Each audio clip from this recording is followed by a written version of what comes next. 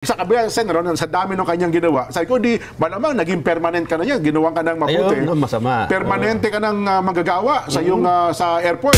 Sabi niya. Saan panig ng airport ba yan? Naiya. Naiya po, Sen, Ang problema daw niya, dahil sapagkat siya hindi nakapagtapos. Ibigay mo nga ang pangalan ng tao ngayon at susulatan ko yung manager ng... pero totoo lahat yan, ha? Opo, Sen, opo.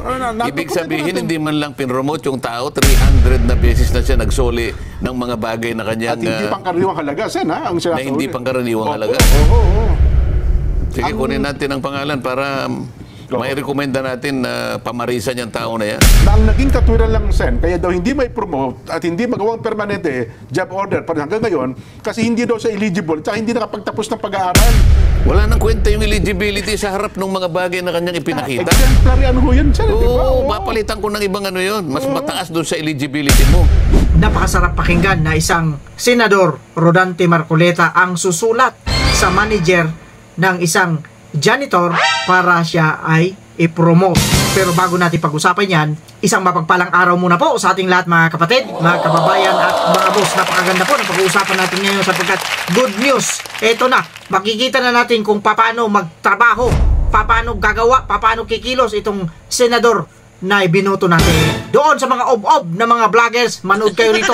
Pakinggan ninyo, tignan ninyo, panoorin ninyo kung paano gumawa ang isang Senator Rodante Marcoleta na sinasabi ninyong magiging hadlang lamang ito doon sa Senado. Mga ob-ob kasi kayo. Kaya makinig kayo rito sa video kong ito. At dito, malalaman natin kung gaano kaseryoso, gaano kamabuting tao itong isang Senador Rodante Marcoleta. Pero bago natin simulan ang video na ito, bago natin panoorin at mamaya bibigyan natin ng reaksyon, bati muna tayo ng isa. Magandang umaga po, Luzon, Visayas at Mindanao. At syempre pa sa mga kapatid natin, mga kababayan natin na nasa iba't ibang panig ng mundo. Magandang umaga, magandang tanghali, magandang hapon, magandang gabi po sa inyong lahat dyan. Kamusta na po kayo? Sana po habang pinapanood ninyo itong video na ito ay mamula tayo sa katotohanan na yung binoto natin na isang Senator Rodante Marcoleta ay talagang gagawa ng pamamaraan para umangat ang buhay ng isang mamamayan or ng isang Pilipino. Kagaya ng mapapanood natin ngayon sa video na ito. Napakaganda, bibigyan ko lang kayo ng background. Ito ay 300 mahigit na beses na siyang nagsole ng mga gamit na napulot niya or nakita niya doon sa pinagtatrabahuhan niya sa airport. Ito ay isang janitor at ang pangalan nito ay si Ronald Gadayan. Saludo ako sa iyo, Boss Ronald Gadayan. Nag-iisa ka, katangi-tangi ka.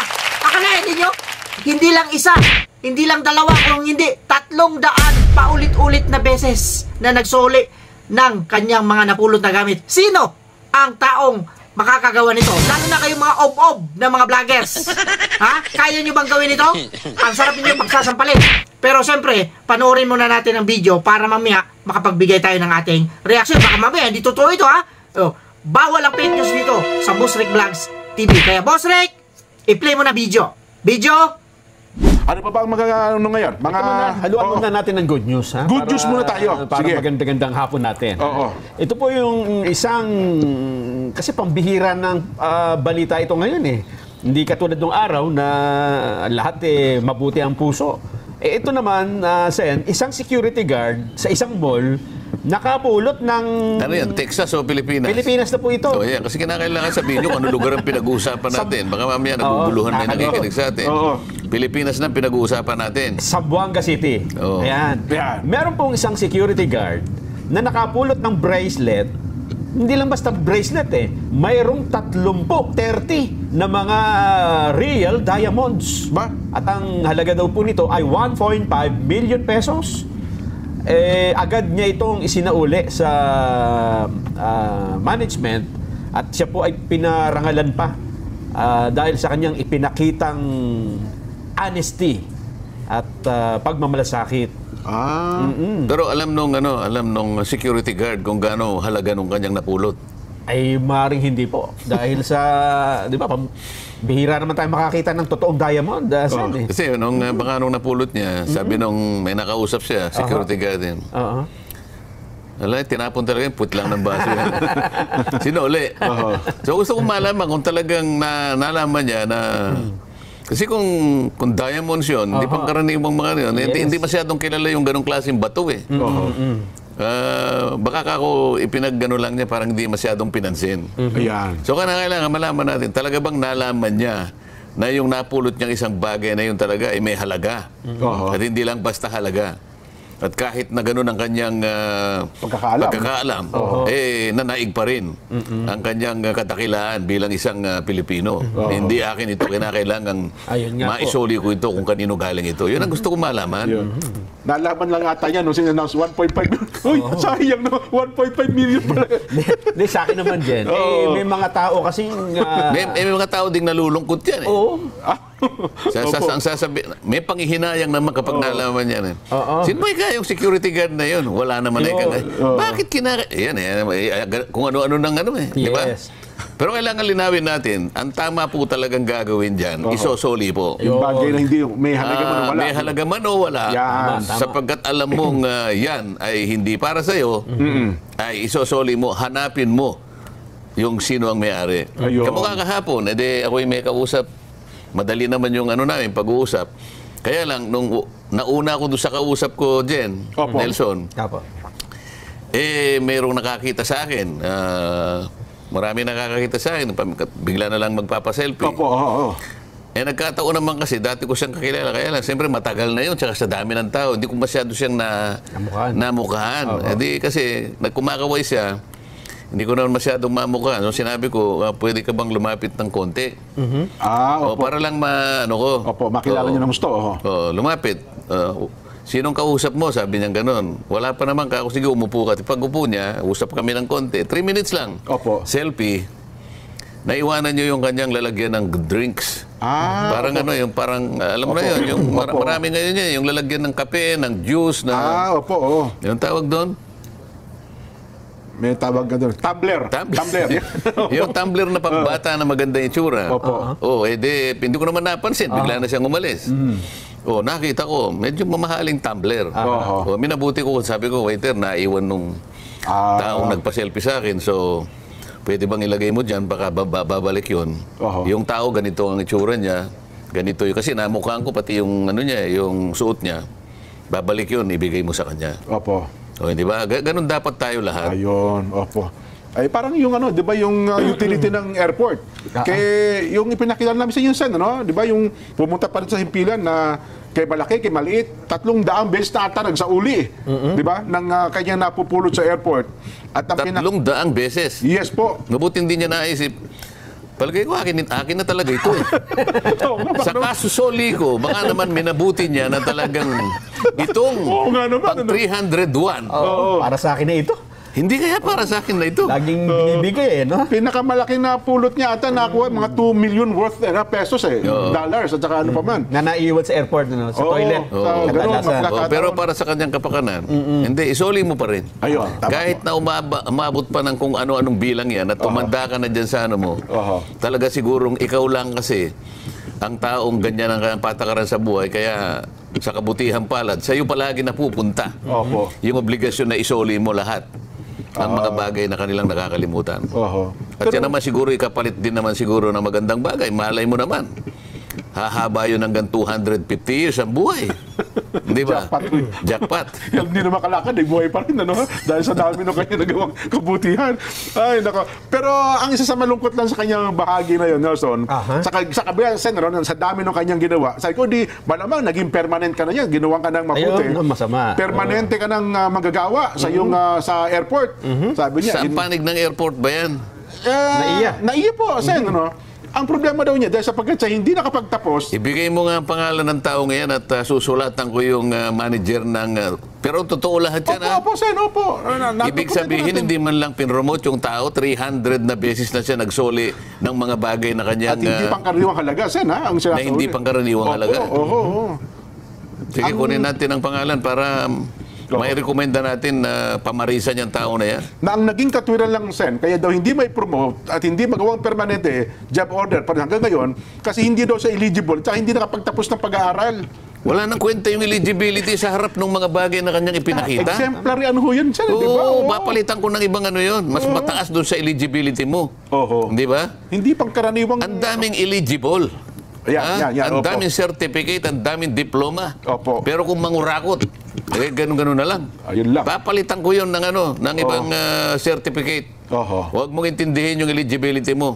Ako maglalagay sa iyo dyan. Ay, anong eligibility? Meron pa ba dapat patunayan yung taong ganun? Ayun na nga po. Kapuri-puri nga po yun eh. At Yung isa, hindi niya kanya eh. Hindi nga kanya eh. Pinipilit niyang mapa sa kanya lahat. Kinuha pa. Totoo. Samantalang ito. Oho. Ilang beses? 300? 300 plus times, Sen, na nakapulot, Sabi nagsauli, ko nga kung ano sa pa man. iyo, sa kabutihang ginagawa niya, malay mo yung isang beses na yun, isang taon dagdag sa buhay mo. Isipin, aabot ka ng 350. Ha? Tama, no? Oo. Kada taon gumawa. Anong pangalan nga, no? Nasaan yung... Yung kanina sa Sambuanga, Oo. magitin natin pangalan. Ha? Yan, para ma-acknowledge man lang natin. Banggitin niyo yung pangalan. Francisco Dialogo. Gwapo na ito Dialogo. sa... Ito yung security guard. Dapat makipag-dialogue siya doon sa pinaka-manager ng airport. Ito po sa Sambuanga po ito, security guard. Yung Sambuanga City. Yung kanina. Ito namang sa NAIA, na janitor, ay si Ronald. Sino ba yung nakapulot ng 300 na beses? Yung Sambuanga City? Ito po yung sa airport, Sen. Ginugulo na naman ako. Akala ko naman yung Sambuanga. Hindi. Ito po yung sa Ronald Gadayan. Si Gadayan, yes. Si Ronald Gadayan, ito yung NAIA. NAIA po yan. Ito yung 300 na beses 300, na nakapulot. opo. Yung sa Sambuanga, nung napulot, Yung medalya mo. yung diamond. Yung bracelet. Yun ang pinakabagong... Opo. Parang pumunta pa ito sa mayor's office, ano? Sino nagbigay ng award sa kanya? Mayor ba ng Sambuanga City yun? Mayor Kaimir Olaso. Yung bagong mayor. Dating dating congressman yan, Sen, di ba? Tinalo niya si Manix Dalipe. Ayun, si Madjo, nga, no. Akalain niyo bang talunin niya si Manix, di ba? Ha? Akalain niyo bang... Sabi talagang tatalunin niya. Ganun. Oo. Pumunta ako ron eh. Oo nga po. Sabi ko, talunin mo. Oo. Di natalo. Ayun. Kakaiba itong mga tao na ito. Bibihira yung mga ganitong tao. Dito natin makikita kung gaano nila pinahalagan yung kanilang mga trabaho bilang isang ordinaryong empleyado. Unang-una, sa nangyari dito, may isang security guard na nagsuli ng kanyang napulot na diamond na napakamahal, napakalaki ng halaga. Subalit, datakwan, hindi niya inisip yun. Ang inisip niya, maibalik sa pagmamayari sapagkat hindi naman talaga sa kanya yun. At yun naman talagang dapat. Pero, sigurado ako, pag ito napulot ng mga ob-ob ng mga vloggers, malamang kawawa ang may-ari na ito. Sigurado yan. Sigurado yan. Ngayon, para sa kapatiran ng lahat, yung pinag-usapan muna dito, yung security guard. Kaya saludo din sa'yo. Boss, Chief Security Guard, ang pangalan nito, si Francisco Dialogo. Kaya ang sabi dito kanina ni Senator Rodante Marcoleta, dapat makipag-dialogo ito doon sa kanyang employer. Pero binigyan ng award ito, of course. Dapat lang talaga nabigyan ng award ito. Hindi kagaya ng mga ob-ob ng mga vloggers, hindi dapat bigyan ng award yan. Ang dapat ibigay dyan, mga sampal para sa mga ob-ob ng mga vloggers. Eto na ngayon yung bida natin dito. Ipasok na natin itong si Boss Ronald Gadayan. Ito yung bida. Ito yung main event dito sa pag-uusapan natin. At syempre, kasama si Senator Rodante Marcoleta. Kung ano ang ginawa ni Rodante Marcoleta. Maliwanag sa video. Anong sabi niya? Di ba ang sabi nung dalawa, sila Nelson at si Jen? Malungkot, nakakalungkot sapagkat hanggang ngayon, JO pa rin itong tao na ito. Janitor po ito sa airport dyan, sa terminal, sa NAIA. Hanggang ngayon, JO pa rin. Ang JO po ay job order. Ibig sabihin, hindi po regular ito. Ngayon, ito na, kumilos na yung Senator Rodante Marcoleta. Anong sabi niya? Kunin ko eka ang pangalan niyan kung totoo ba itong mga pinagsasabi nyo. At pinatunayan ng dalawa, nila Kuya Jen at Kuya Nelson, na totoo yung mga sinasabi nila sapagkat 300 beses na ulit siyang nagsole ng mga gamit na kanyang napupulot. Kaya ang sabi ni Senator Rodante Marcoleta, siya lang yung nag-iisang tao na ganon ang kanyang prinsipyo sa buhay. Kaya lahat ng mga naiiwan sa kanya, iniwan. Di ba? Oh, sino makakagawa ng ganon? Pwede pa yung iba, siguro 1 beses, 2 beses, 3 beses, 4 na beses. Kikwento ko lang din yung nangyari sa akin noon. May napulot din ako na isang pouch ng estudyante. Dinala ko agad doon sa isang istasyon ng radyo. Bakit? Estudyante yun, nag-aaral yun. Malamang, kailangan niya yung pera na yun. Baka mamaya, pambili niya pa ng project yun. O kaya pambili niya ng baon niya, etc. Kaya kailangan na isuli. Ang mensahe rito, ang punto natin dito, pag hindi sa'yo, wag mong angkinin. Eto na yung sinasabi natin dito. anong sabi ni Kuya Jen at ni Kuya Nelson? Hanggang ngayon, hindi siya ma-promote sapagkat hindi siya eligible. Ibig sabihin, hindi siya pwedeng i-promote kasi nga daw, hindi siya nakapagtapos ng kanyang pag-aaral. Ito yung masaklap na katotohanan. Masakit pa sa masakit. Masakit pa sa iniwan ng mga jowa ninyo.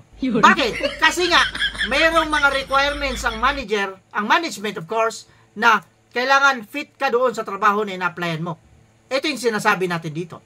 Pero, ano ang sabi ni Senator Rodante Marcoleta? Susulatan ko yung manager niyan at papalitan ko yung sinasabi niyang eligibility. Kasi hindi lang isang beses nakapulot ang tao na ito. Sabi niya, meron nga dyan, sumobra pa yung kanyang kaalaman. Matatalino, maraming tinatapos, pero corrupt naman. Diba? Saan ka papanig doon? Sa dalawa. Dito na ako sa walang pinag-aralan.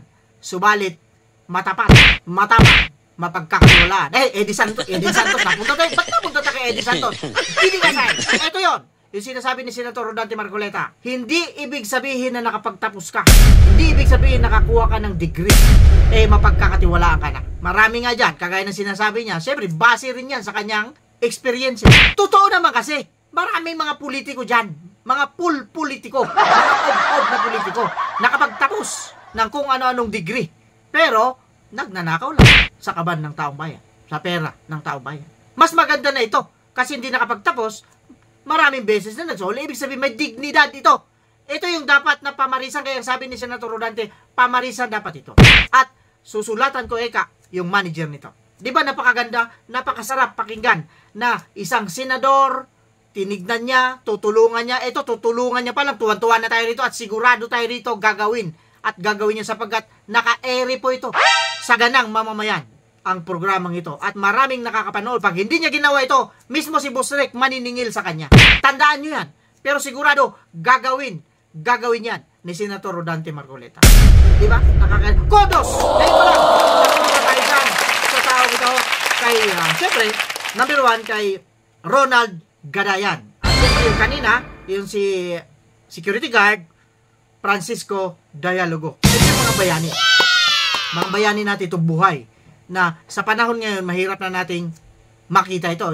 Kung yung mga ibang tao nga hindi nila napulot, pilit napapasukin yung bahay mo para lang makuha yung gusto nilang mga kagamitan o pag-aari mo na hindi na sa kanila. Di ba? Samantalang ito, nandyan na sa kanila, hawak-hawak na nila, pero isinuli pa rin nila. Yun yung sinasabi natin dito, may mabuting kalooban. Bono sa inyo mga boss, at syempre sa ating magiting na Senator Rodante Marcoleta. Mga obob, hindi kayo kasali rito. Ha? Umalis kayo, hindi kayo kasali dito sa pinakalampakan ko. Mga obob kasi kayo. Wala kayong ginawa. Siguro kung kayong nakapulot nito, nako, 100%. Takbo na kayo. Ando na kayo sa mga kainan ninyo. Nandun na kayo sa inyong mga gig.